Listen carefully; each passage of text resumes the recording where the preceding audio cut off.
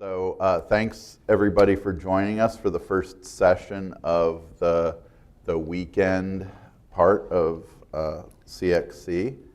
I'm Andy Kunka. I'm a professor of English at the University of South Carolina, Sumter, and author of the books Autobiographical Comics, the recently published Routledge Introduction to American Comics with Rachel Miller, and the Eisner-nominated The Life and Comics of Howard Cruse, Taking Risks in the Service of Truth.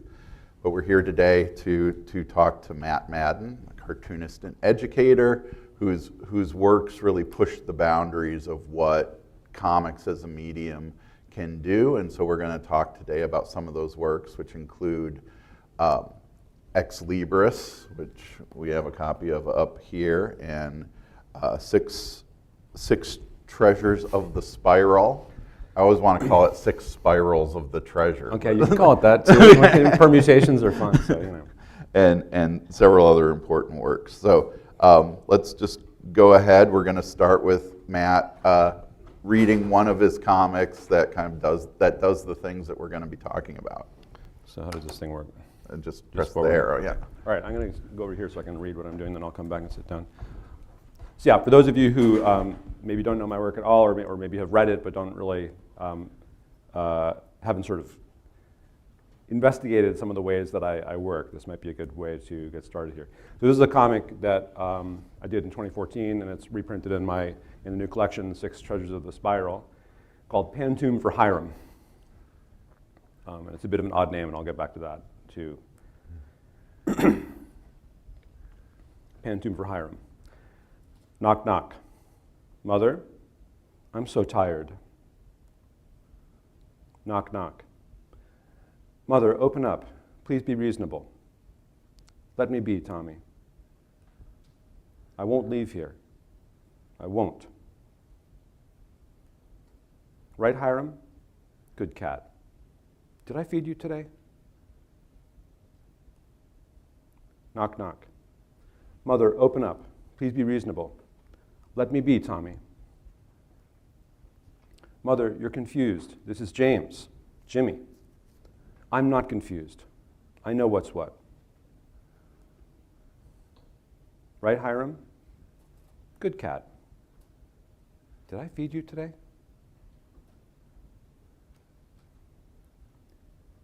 Let's get you some food. It's for your own good, Mother. Oh, Tommy. Mother, you're confused. Please open the door. I'm not confused. I know what's what. No cops coming in here. Mother, it's not the police. It's your son, Jimmy. They're not taking me, Hiram. I won't let them. Tick, tick, tick, tick. Let's get us some food. It's for your own good, Mother. Oh, Tommy. There's nothing left. Knock, knock. No cops coming in here. Mother, it's not the police. It's your son, Jimmy. They're not taking me, Hiram. I won't let them. Tick, tick, tick. I won't leave here. I won't. There's nothing left. Knock, knock, knock. Knock, knock. Mother, I'm so tired. 2011, actually, not 2014. So this is actually in the book, as it's published. It's a 4-page comic. This is what it looks like in the printed form, and I'm now going to ruin the illusion for you a little bit by breaking down some of the ways that I built this thing, because it's a pretty unusual way of going about writing comics. And so it's called a Pantoum for Hiram. A Pantoum is actually a poetry form, a Malay poetry form from Southeast Asia that was adopted by French writers in the 19th century, a lot like Baudelaire and Émile Zola, and these sort of 19th century French writers popularized it in French and English. And what's cool about it is that it's not a poetry form based on rhyme. We often think of, A, B, A, B, that kind of rhyme scheme. Instead of being based on rhyme, it's based on repeating lines that are kind of woven together.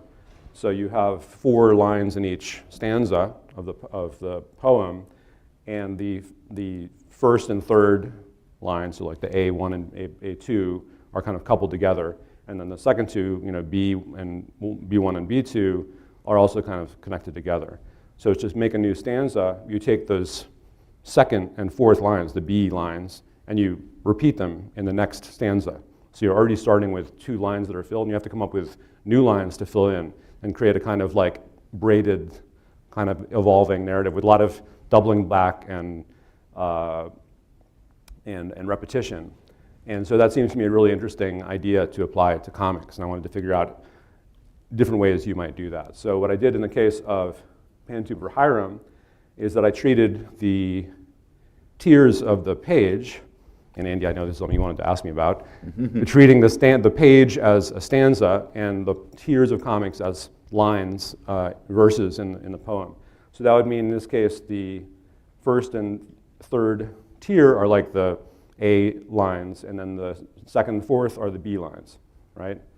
And then I take those B lines, B1 and B2, and for the next page, I would then trace them. I didn't, you could photocopy this stuff and it would be faster, but it gets a little bit deadened. It's like, when I think about tracing in comics versus just photocopying a panel, if it's the same image 3 times in a row, I liken it to cycling in animation.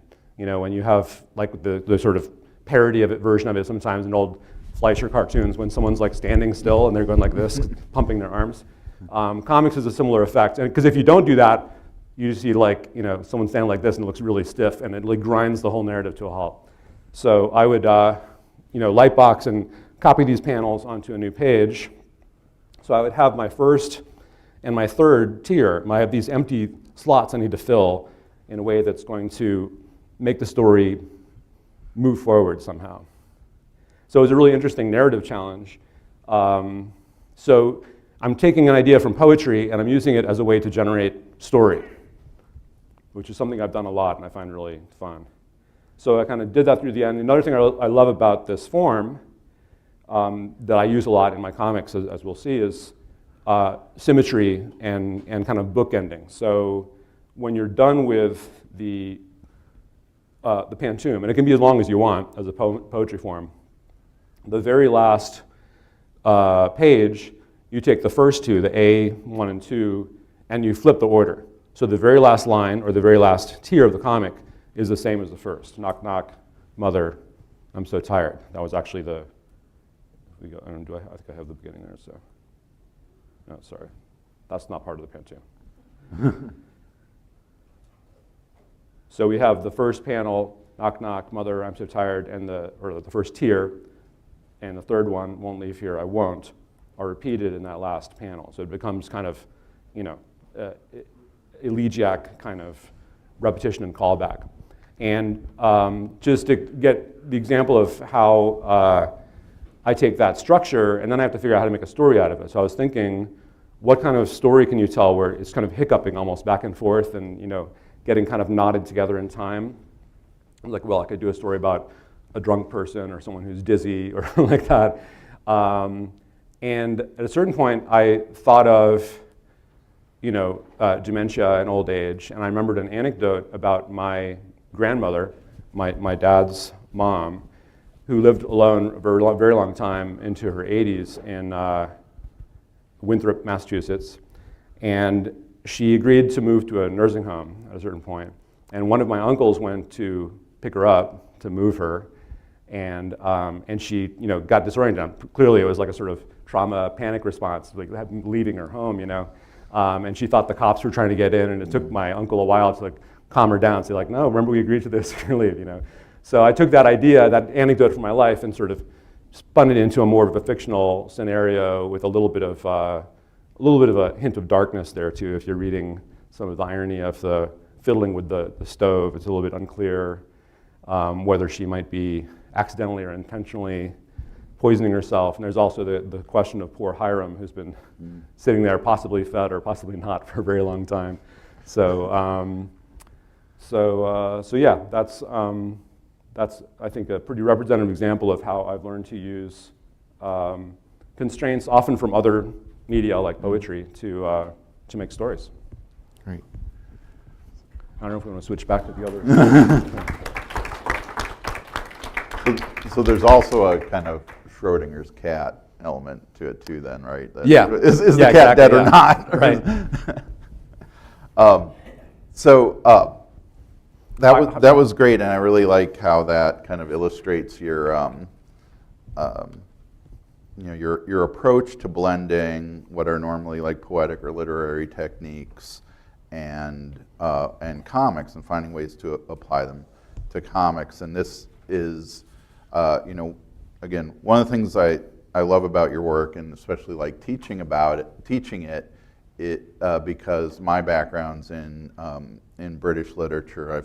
I teach the British Literature Survey, or have taught it, haven't in a little while, but for years, and formalist poetry was always something that I loved being able to teach, and that I think students, once they found out what the structure was, that they could then have a way into it that they might not have with more like abstract kind of poems.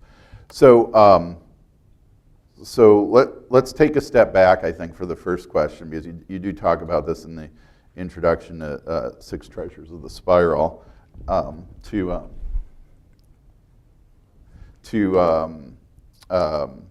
lay the groundwork for a discussion of your formal and stylistic experiments. So what motivates you to undertake these experiments, and where and how do you seek them out? The motivation comes from the search from pretty early on when I started making comics to find a way to tell stories and draw stuff that felt exciting, like I was discovering something as I was going, that I wasn't falling back into cliches, that I wasn't just doing comics about not knowing what to draw, that kind of thing. And my earliest comics, there's a lot of some mini comics which I don't really plan to reprint at any point. But I would do like comics about my dreams. I would do like a folk tale. I would do some autobiographical sketches, just trying out different stuff. But I was always frustrated by feeling like there was something that I sensed there were things that I would do that I would be happy with, but I couldn't never put my finger on it. And when I discovered this notion of constraints, and it goes back to my other book that we haven't talked about yet, which is called 99 Ways to Tell a Story, Exercises in Style. And that's a book where I drew a one-page comic, and I redrew it 99 times in different styles, different points of view, different genres, telling the story backwards, or making like an anagram out of all of the text and drawings. That was inspired by this French author, Raymond Queneau, who wrote a book like that, a prose version of this idea back in 1947. And through reading about him, I learned about this French group of writers who meet, to this day, they meet once a month in Paris, drink a lot of red wine and eat rich food, and they talk about ideas they've had or discovered more often for structures like a Pantoum, for example, or even something like a sonnet, and how can you take an old structure like that, or take like a logic equation from mathematics and use that to structure a narrative or a poem. Italo Calvino, the Italian novelist, was a member as well, and he used very complicated like logic equations in a totally wrong way. He used them to write a novel. So like this idea of like, because when you describe it, it sounds like, oh, you're like using like math and logic and like stiff poetry forms you were forced to learn in high school. It's like, but no, you can take those forms and renew them.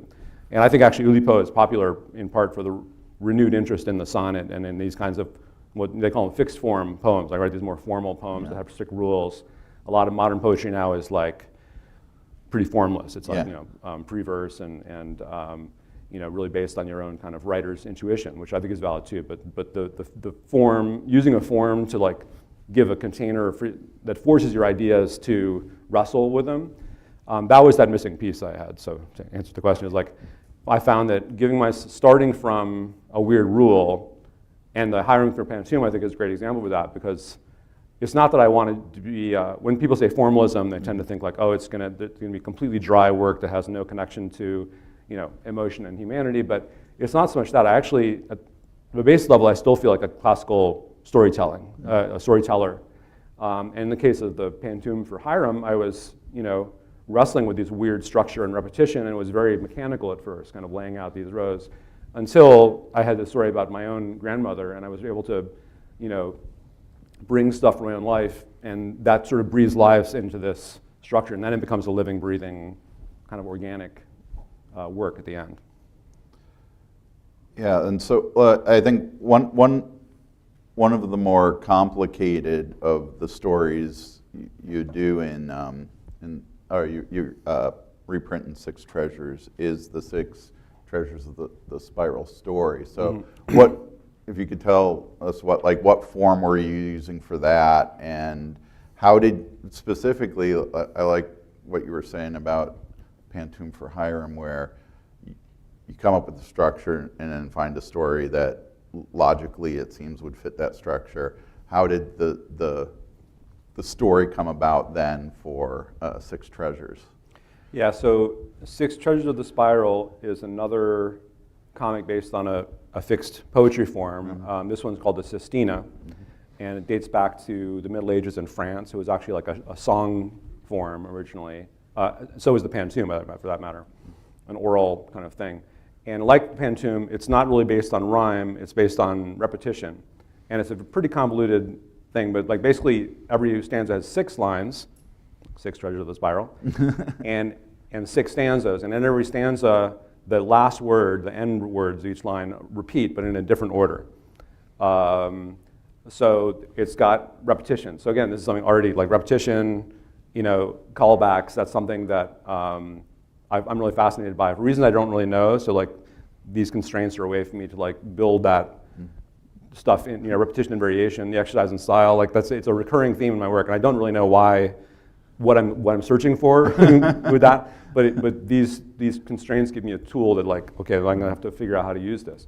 So in the case, and actually in Six Treasures of the Spiral, there are 2 very different comics based on the same poetry form. Because I like to see like, there's not just one way to do it, there's different approaches. So, but with this story, the title story, early on in reading about the poetry form, and I have a bunch of poetry friends who'd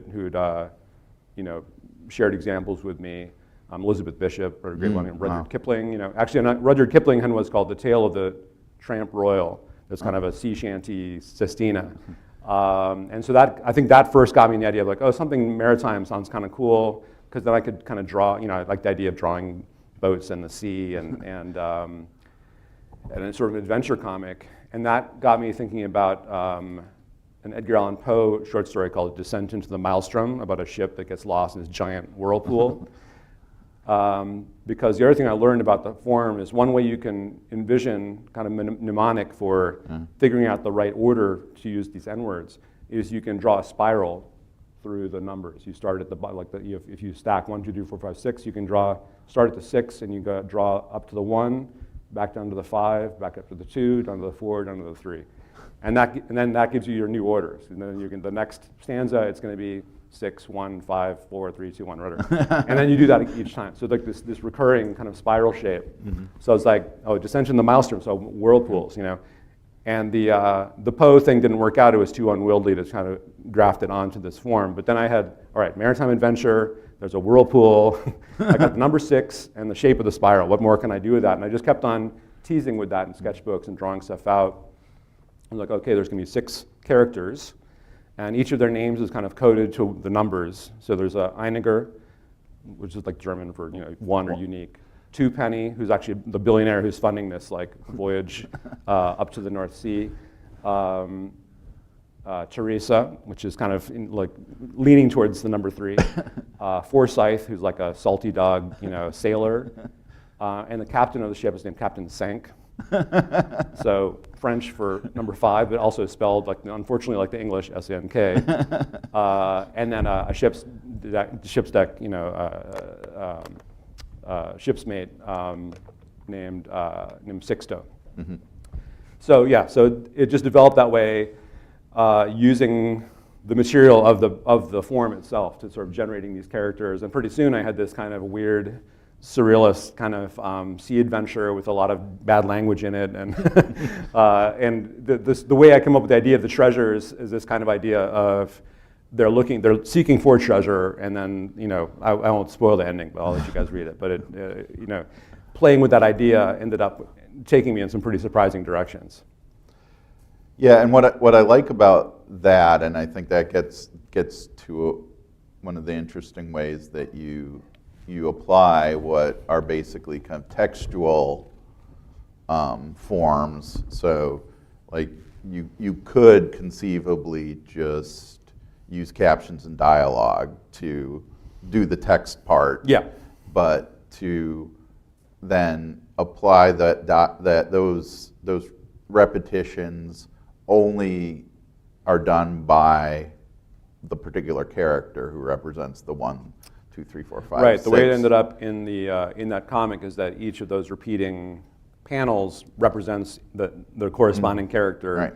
Saying like maybe one word of dialogue, something that's like, it can't be, or just an exclamation or a look of surprise, something that I can recontextualize 7 times, because there's actually 6 iterations of it, and then there's a final.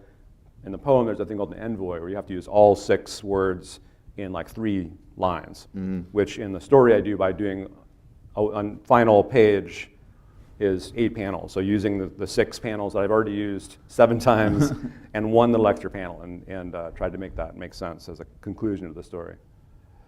Yeah, so we have an idea of, like, again, then so translating a textual form into a visual, a medium that combines the text and the visual, and so.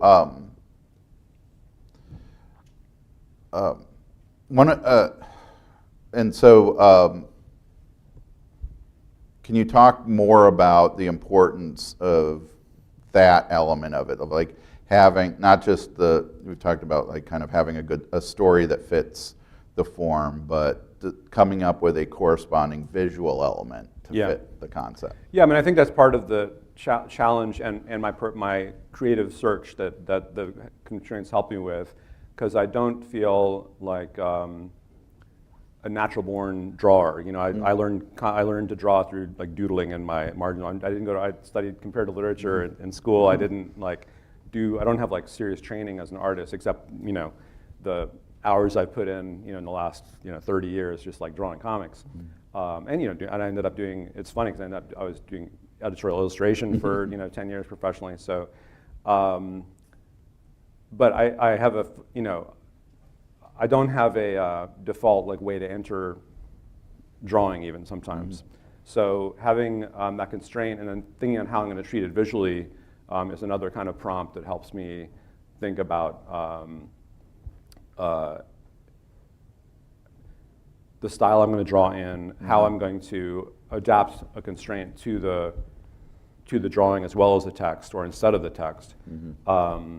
In the case of the Sistina, it led me to also the idea of it being a maritime adventure. I found myself drawing more and more like an Hergé style. It was kind of revelatory, because I wasn't even thinking about it, but I started looking at like Alex Raymond's Flash Gordon pages where I don't know if it's Flash Gordon anymore. They're don't know, like they're an underwater planet or something, and that's why there's all these like swooping lines that are pretty clunky if you look. I think they look good for my drawing, but if you put them next to Alex Raymond, they're pretty pitiful. But anyway. That was where I started from. But at a certain point, I started looking at Tintin books for cool drawings of like boats, for models for that. And after I finished the story, I was showing someone, and he's like, "Oh, well, that Sixto character is clearly Tintin with black hair." And I was like, "Oh, yeah, he kind of is." and I started looking at that piece and thinking about Hergé, and I read him a lot as a kid, and it was almost like a sort of revelation, like, oh my God, like Hergé really is like one of my top influences, and that helped me kind of focus a little bit on the idea of the clean line, which I really believe is a great way to draw and tell stories. But it also has encouraged me, like the other Sistine I did, which is called Walker, is very different, and it's much more cartoony. And that was another thing to like, I want to do something more simple and direct, and it made me think about like, oh, how can I draw something that's going to like break away from realism, and so it's got this more just kind of like cartoony, like circle head with dot for eye kind of thing, which I try to use as well. So another way that I use drawings with the constraints, for example, is there's a story called Prisoner of Zembla, which is the opening story in the collection, I think. And that one was based on the letters of the alphabet. So the comic has 26 panels, and the first panel corresponds to A, the second panel corresponds to B. And what that means is that in the first panel, you see a woman sitting at a table, like this, and she's making an A with her hands, and there's several kind of capital A's hidden in the drawing. So that gave me like a direction of like thinking about how to compose each drawing to look like, and that ended up feeding into how the story developed even. And by the way, I should point out that at the back, you mentioned at the back of Six Treasures of the Spiral, there's a little essay where I talk about kind of how I discovered constraints. But after that, there's like a kind of director's commentary section where I kind of break down each story and talk in more detail about how I use the constraints and where they came from, and who Hiram the cat was in real life.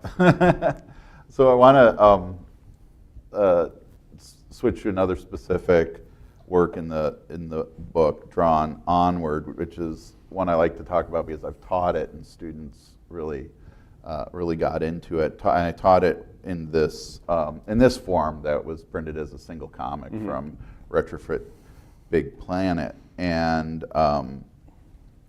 so could you describe the structure you use? Like, what would you call the structure you use for that?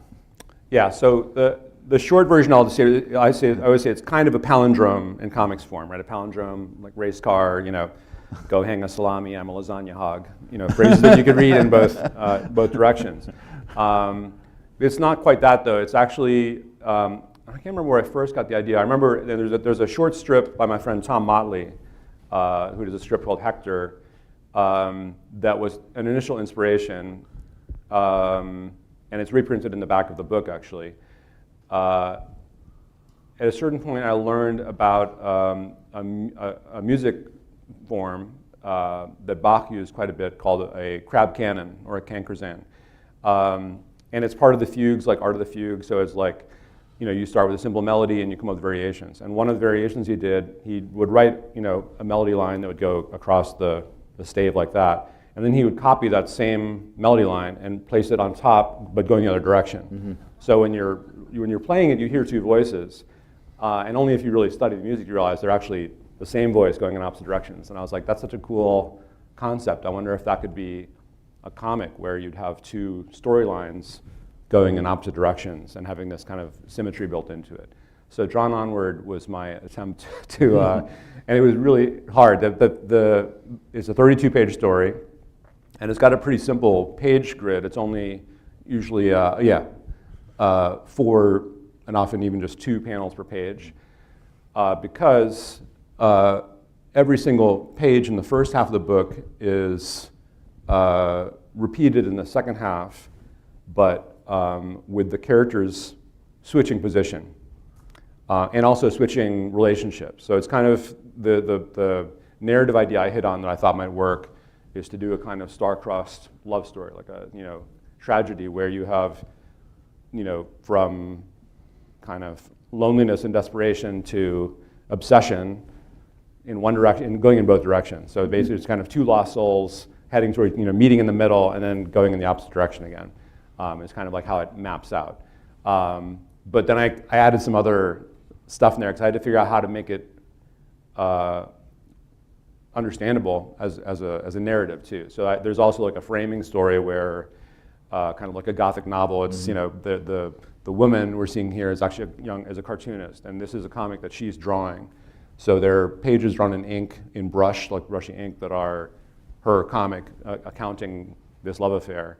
And there are other pages that are drawn with a thin pen line, sort of again, kind of Hergé, Ligne Claire kind of style, that that are her, at her studio drawing and writing about and writing a diary entry about this stuff. So there's also there's dialogue in sort of comics lettering, and there's cursive writing, which is like her diary. So that was a way to signal the reader that there are different levels of the narrative and also guide you through some, again, no spoiler, there's some little twist to the story that you need to kind of read it pretty closely to figure out. So, yeah, I also liken it to kind of a Moebius strip too, because you're compelled again, not to give anything away, you're compelled at the end to read the story the opposite direction again, and if you so choose, can get caught in a never-ending loop of starting the book over again and finishing it and starting it over, because you're constantly being kind of compelled to reread, and it bears that out to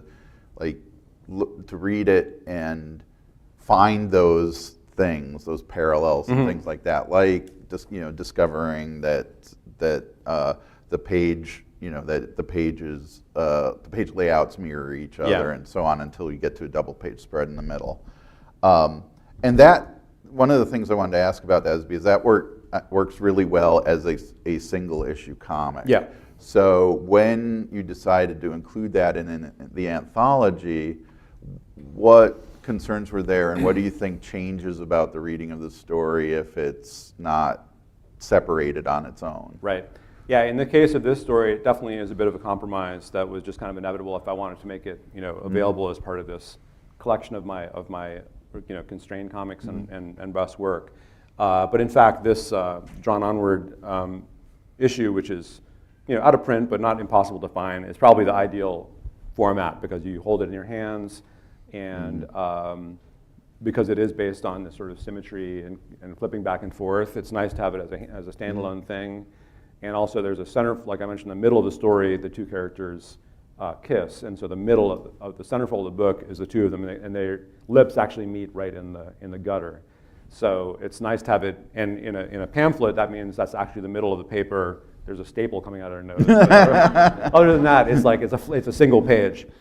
In the book collection in Six Treasures, which is, about 200 pages long, the best I could do is, get my publisher Tom Kaczynski to make sure I got a good printing job that wasn't going to fall apart every time I open it, and then just try and locate it as close as possible to the middle of the book, which we did. So I mean, it works. I think you can lay it pretty flat and get the effect, but definitely it's a different experience when it's in a collection with other stuff.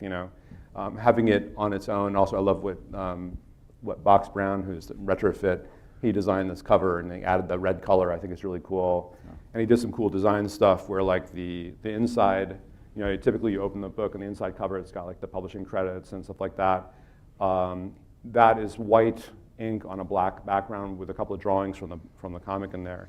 And when you get to the end of the book, it's the same information but in negative and backwards. So the text is all reversed.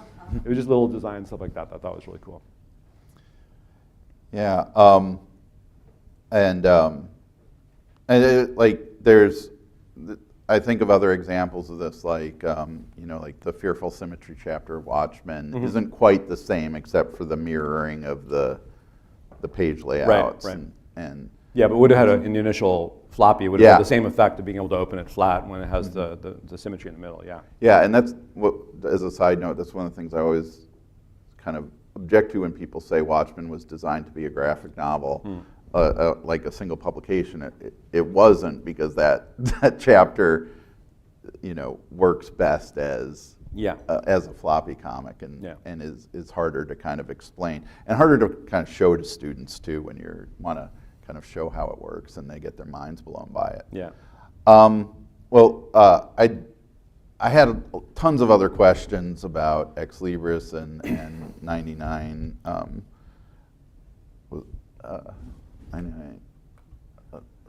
99 Ways, but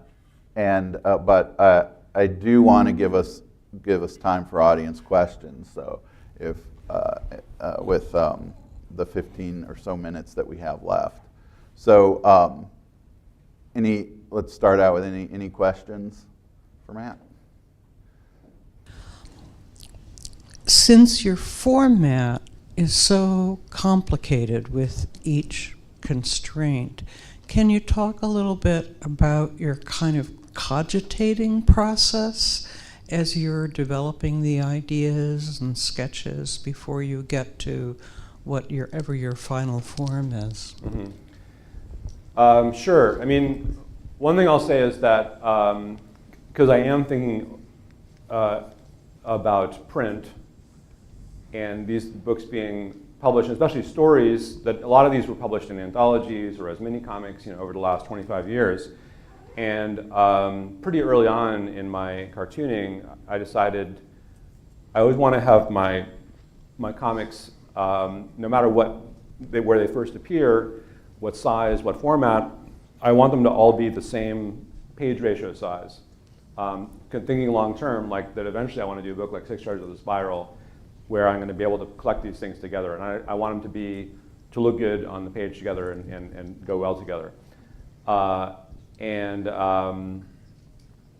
That gives me a kind of like template sort of starter constraint or format that I'm working with. That with the exception of something like Drawn Onward, where it really needs, ideally it's like a single volume. I don't really think about like, I don't spend my time thinking about, will this be a circular page, or I haven't done anything like that. Not to say I wouldn't, but so that's kind of a helpful kind of baseline for me to start cogitating about a kind of constraint.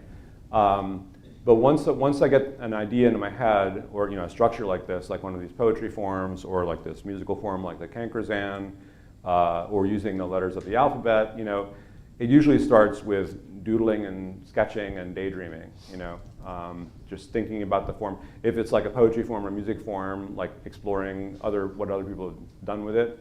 Most of the stuff I've done, I haven't seen other comics using this form, so I'm usually looking at listening to music or reading poems or reading stories. There have been a couple of short stories and even a novel written using the Sestina form as a kind of guiding principle. So, and that will give me ideas, the same way that like with the Six Charges of the Spiral, I was reading, Rudyard Kipling, and that gave me the nautical theme, and then the sort of Edgar Allan Poe came into the picture, and then I'm thinking about Hergé. So that starts to build like a kind of toolkit that I'm using to build with, and that changes from story to story. Yeah, so and at some point, the kernel of an actual story situation starts to take hold, and then then I get to the point of trying to do thumbnails and lay stuff out, and then it depends on how complicated the constraint is, in terms of, do I need to figure out, like in the Sestina, I laid out all these panels with the 6 characters in there, and then I had empty panels to fill in, so it was a weird kind of like writing to fill in the blanks, almost like a Mad Libs cartoon kind of thing. That's the sort of, once I get that set up, and I'm just kind of filling in the pieces, it's like doing a really exciting puzzle where I don't know what the final picture is going to look like until I get there.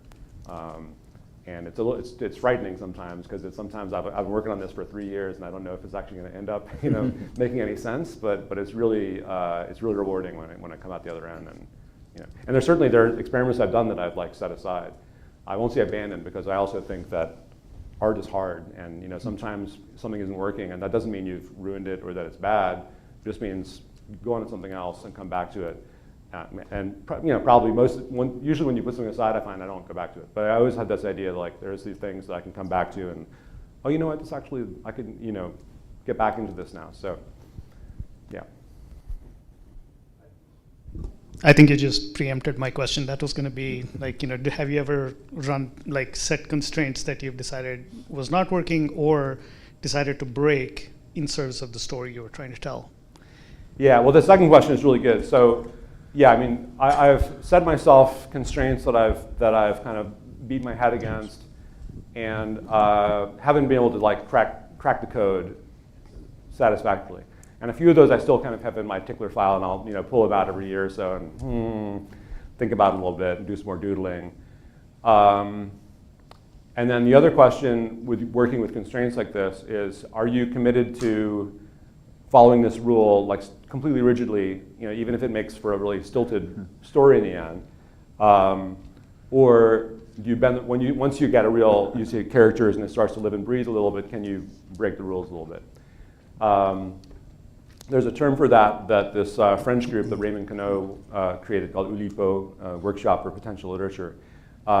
They call that they have a term called a Kleineman, which comes from like medieval atomic science. This idea that like atoms are these things that are falling kind of in sheets, and the Kleineman is like when one little atom strays from the path and it creates a new system.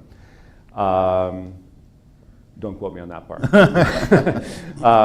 So in constrained writing, the idea of a Kleineman is like you have this constraint, and but like at one point you break the constraint because you want to do something different with the story.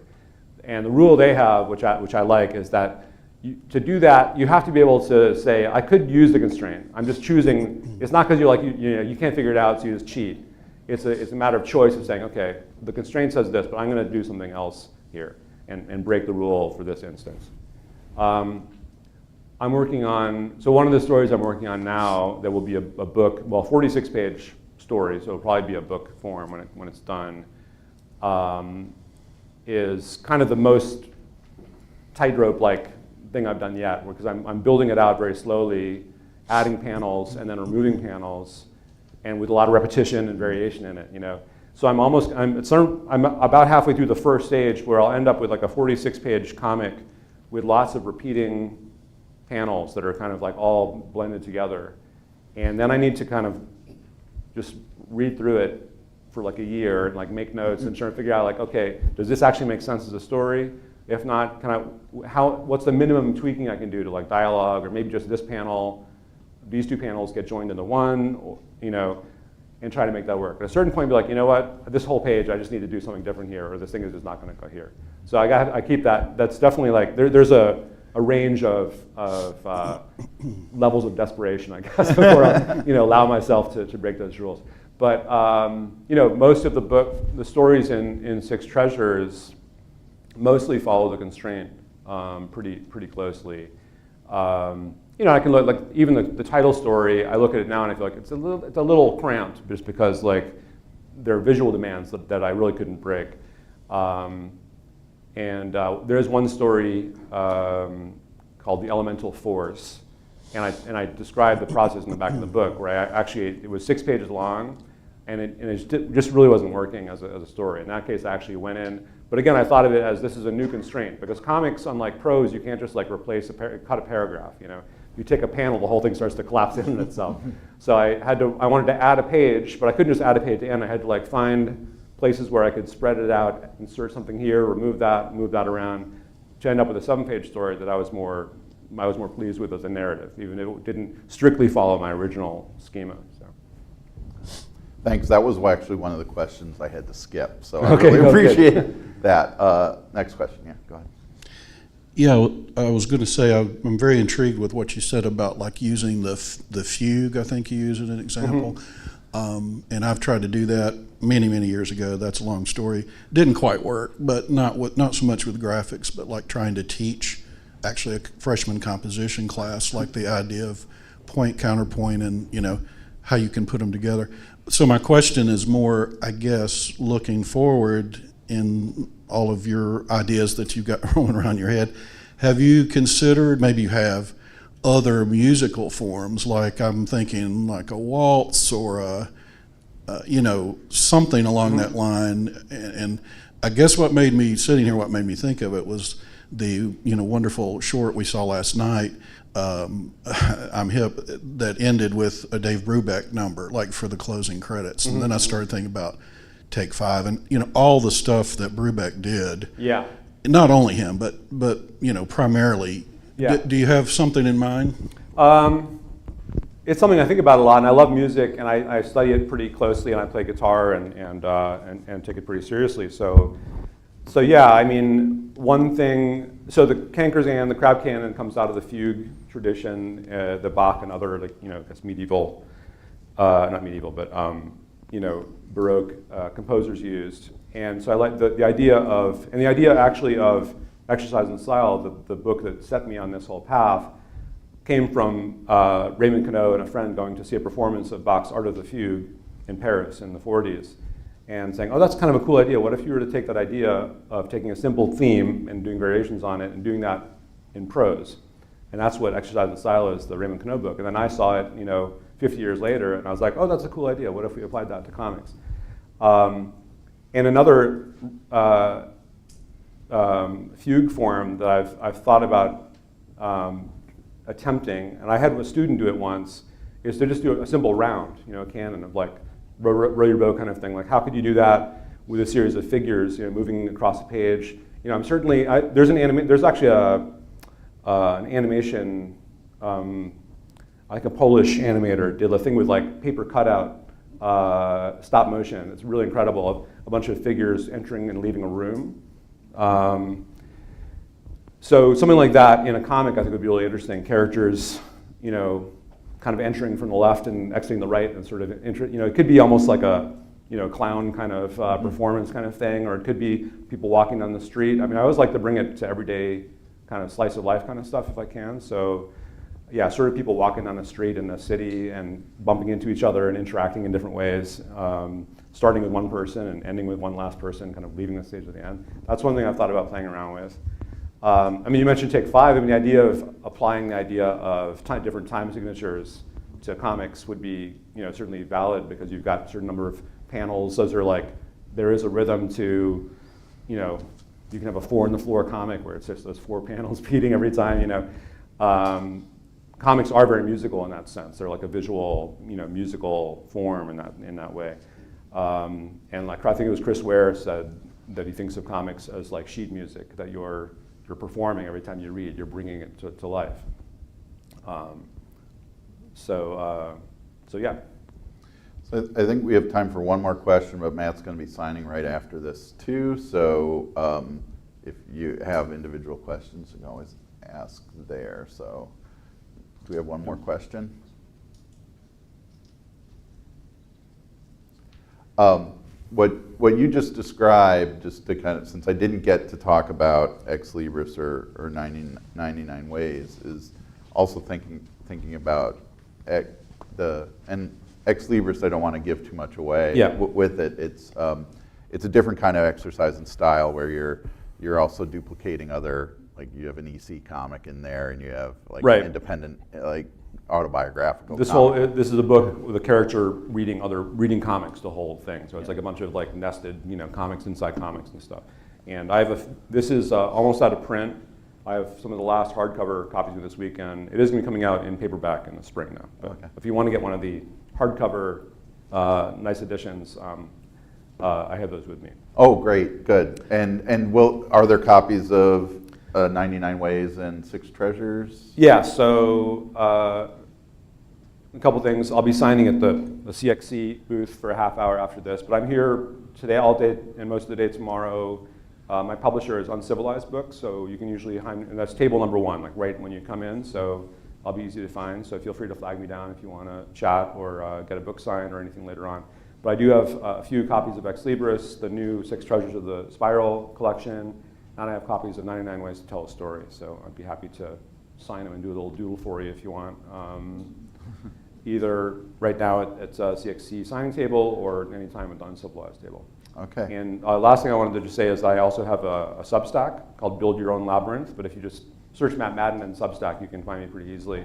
But a lot of what I do there is writing about constraints and stuff that I've used and talking about my process. I teach a lot too, giving workshops and stuff, so I'll write about different constraints that I've used in teaching, and all of these forms are things that I didn't invent. I mostly borrowed them from other people in other forms, and I want to share them with other people. So anything that I talked about today that sounded intriguing to you, you want to try, have at it. All these are forms for everyone to play around with, So I invite you to check out my Substack and follow me there, and you can, get lots of cool ideas for making your own comics. Yeah, and you even say in 99 Ways, this is the basic story for 99 Ways, that you invite people to come up with other versions of this story as well. Yeah. I get every year some teacher will send me like a a website of all these student versions, variations of the story, done as all kinds of weird video game memes and manga and whatever. So yeah.